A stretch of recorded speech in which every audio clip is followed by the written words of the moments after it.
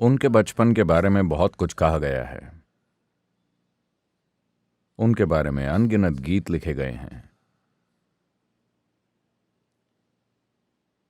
ये कहानियां 3,500 सालों से इस तरह चली आ रही हैं जैसे कि कल की बात हो। शायद ज्यादातर परिवारों में उनके खुद के बच्चों या नाती पोतों के बचपन की तुलना में कृष्ण के बचपन की बात ज्यादा की जाती है, आज भी। तो उनका बचपन बहुत प्रसिद्ध है क्योंकि वो लोगों को मतवाला बना देते थे अपनी सुंदरता से, मुस्कुराहट से, बांसुरी की आवाज से और अपने नृत्य से।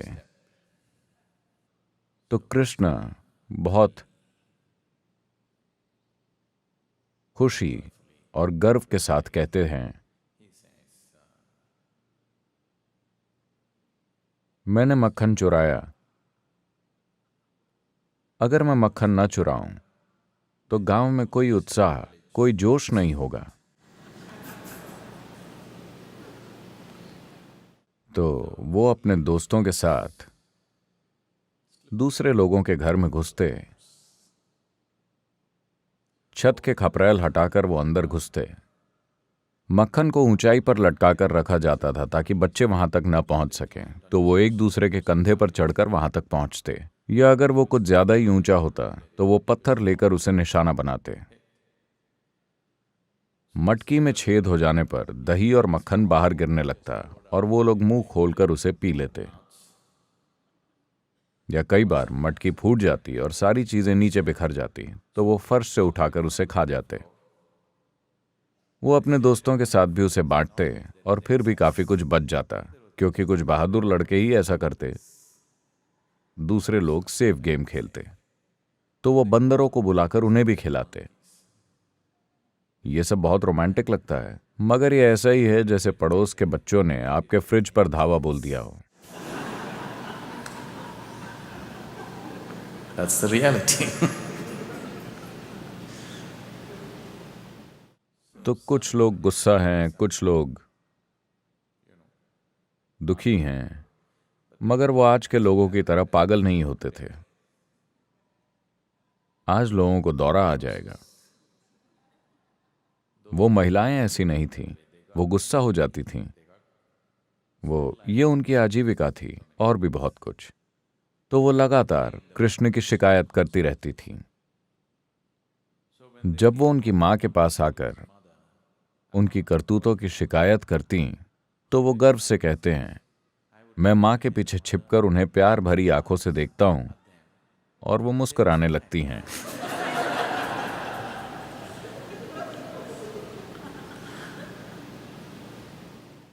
गुस्सा होने पर भी ये गोपियां इतनी अच्छी होती थीं कि आपको सिर्फ उन्हें प्यार से देखना होता था और वो शांत हो जाती थीं।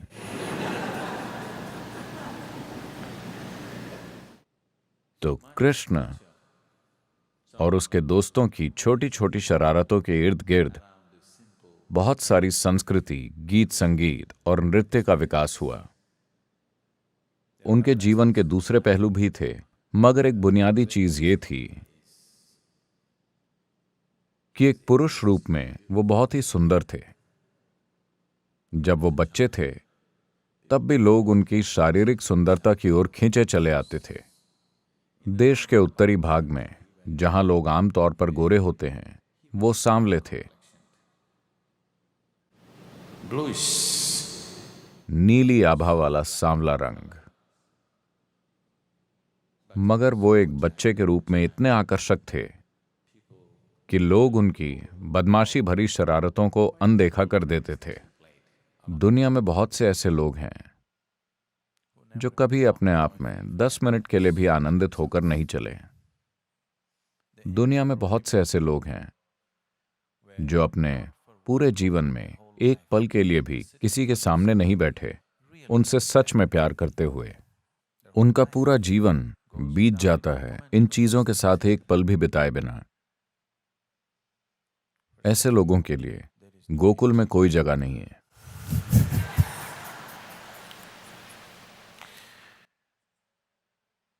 गोकुल ऐसी जगह है जहां लोग अपना काम करते हुए भी खुशी से उछलते कूदते रहते हैं। वो गाते थे, नाचते थे, प्यार करते थे।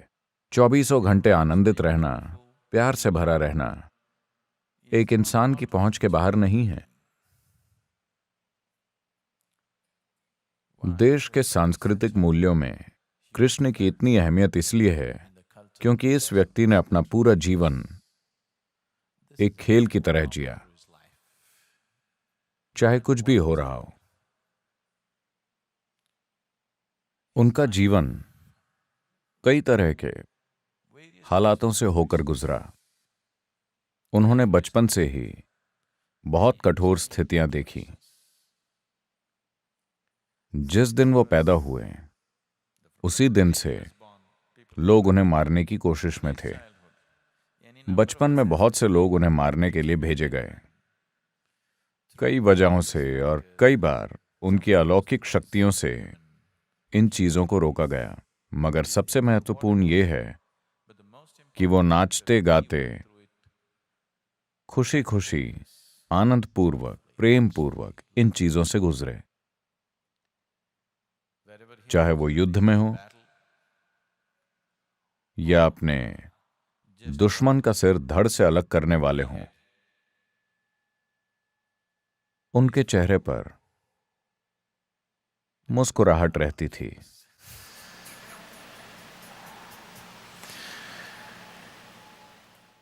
चाहे वो एक प्यार भरे या खुशनुमा माहौल में हो या भयानक स्थितियों में, जरूरत पड़ने पर वो कठोर हो जाते थे। मगर उस जरूरत के खत्म होते ही वो हर तरह की मुश्किल स्थितियों में भी मुस्कुराते हुए उससे गुजरते थे। Unfortunately, people would like to see this as a divine quality. दुर्भाग्य से लोग इसे किसी दिव्य गुण की तरह समझते हैं। मुस्कुराना एक मानवीय गुण है, ये कोई दिव्य गुण नहीं है। जिन इंसानों ने इसे खो दिया है, उन्होंने अपनी खुशी को स्वर्ग भेज दिया है। उन्होंने अपनी खुशी को स्वर्ग भेज दिया है। सिर्फ वहीं वो संभव है। तो एक बच्चे के रूप में उन्होंने अपने बहुत से गुण दिखाए। जब वो सिर्फ 3 महीने के नवजात शिशु थे, पूर्णिमा का उत्सव आया। इन कृषि संस्कृतियों में पूर्णिमा हमेशा से एक उत्सव की तरह मनाया जाता था। वैसे तो हर दिन एक उत्सव था, पूर्णिमा और भी अच्छा बहाना था। तो पूर्णिमा के उत्सव के लिए दोपहर में ही लोग नदी के किनारे चले जाते थे। सारे परिवार इकट्ठा होते थे और खाना पकाते थे। शाम को खाने के बाद नाचना गाना वगैरह होता था। सभी स्त्रियां खाना पकाने में व्यस्त होती थीं, तो बच्चों को इधर उधर किसी के साथ छोड़ दिया जाता था। ये 3 महीने का शिशु था। धूप होने के कारण मां यशोदा ने कृष्ण को एक खड़ी बैलगाड़ी के नीचे सुला दिया ताकि उन्हें छाया मिले। कुछ देर वो सोते रहे, फिर जाग गए। अब तक वो अपने पैरों पर खड़े होने और नाचने के लायक नहीं हुए थे, मगर वो भी वहीं होना चाहते थे। उन्होंने देखा कि कोई ध्यान नहीं दे रहा है। उन्होंने गाड़ी के पहिए पर लात मारी और पूरी गाड़ी गिरकर टूट गई।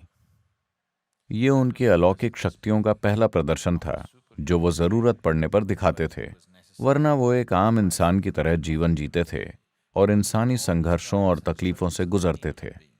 मगर कभी कभी वो कुछ खास गुण दिखाते थे जो इंसानी क्षमताओं से परे थे। तो गाड़ी के टूटने पर हर कोई हक्का बक्का रह गया। उन्हें लगा कि बच्चा उसके नीचे कुचल गया होगा, मगर बच्चे को कुछ नहीं हुआ था। कुछ लड़कों ने वो दृश्य देखा था। उन्होंने बताया उसने गाड़ी पर लात मारी, इसीलिए वो टूट गई। किसी को विश्वास नहीं हुआ। क्या बकवास है, 3 महीने का बच्चा क्या गाड़ी को लात मार सकता है? तो सभी बड़ों ने कहा कि ये बच्चे लंबी चौड़ी कल्पनाएं कर रहे हैं। जब वो थोड़े से बड़े 5-6 साल के हुए तो वो अधिक ऑर्गेनाइज्ड हो गए। जब उनकी कोशिशें अधिक सुनियोजित होने लगीं, तो जिन लोगों का मक्खन चोरी हो रहा था वो और परेशान होने लगे। तो उनकी मां के पास और ज्यादा शिकायतें पहुंचने लगीं। लगातार लोग आकर शिकायत करते थे कि अपने लड़के को घर पर रखिए, हमारा फ्रिज।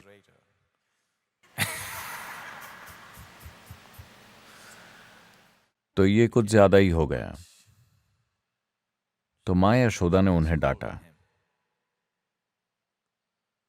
उन्हें मां से निपटना आता था। वो जानते थे कि उनके डांटते ही तुरंत कैसे रोना है। उन्होंने फर्श पर पेट के बल लेटकर रोना बिलखना शुरू कर दिया और इंतजार करने लगे कि वो कब आकर चुप कराती हैं। वो ये भी कहते हैं कि मैं गुस्सा हुआ था, मगर बाकी लोगों की तरह नहीं।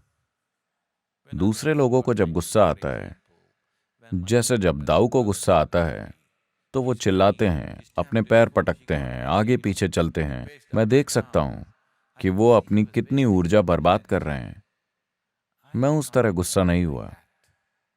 मैं बस उतना ही गुस्सा हुआ जितना जरूरी था।